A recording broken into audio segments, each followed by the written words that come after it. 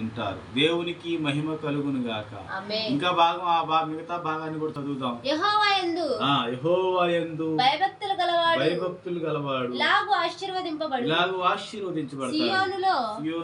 సియోనులో నుండి యెహోవా నిన్ను ఆశీర్వదిస్తున్నాడు. నీ జీవిత కాలమంతయు యెరూషలేమునకు క్షేమము కలుగుట చూచెదవు.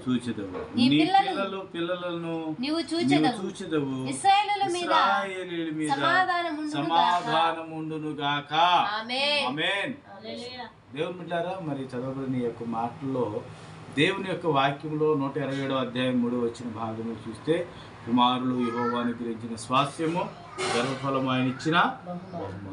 ఈరోజు పుట్టినరోజు, 3వ జన్మదినోత్సవం. ఈరోజు 3వ కేక్ కట్ చేయడానికి దేవుడు ప్రయత్నించాడు. మరి దేవుని మహాకృపను బట్టి దేవుడు గత కాలమంతా దేవుడు మంచి ఆరోగ్యము, మంచి కాపుదలిచ్చి బిడ్డను ఎంతగానో కాపాడాడు. దేవుని నామానికి మహిమ కలుగును గాక. దేవుని వాక్యంలో వ్రాయబడ్డది, మా కుమార్తెలు నగరము చెక్కిన మూల స్తంభముల వలె ఉన్నారు. ఫిలిప్పు కుమార్తెలైతే వారు దేవుని సన్నిధిలో ప్రవచించే కుమార్తెలుగా దేవుడు దీవించాడు. దేవునికి మహిమ కలుగును గాక. దేవుడు రత్నాన్ని, మరి బాబుని రత్నాన్ని ప్రేమించి 2 కుమార్తెలను, మరి ఒక కుమారుడు కూడా దేవుడు ఇచ్చాడు.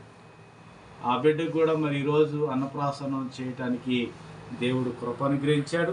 ఈరోజు దేవుని మహాకృపను బట్టి జెసికా తల్లి జన్మదినోత్సవం. దేవునికి మహిమ కలుగును గాక. అందుకనే దావీదు కీర్తన 65వ అధ్యాయము 11వ వచన భాగంలో చూస్తే, 65వ దావీదు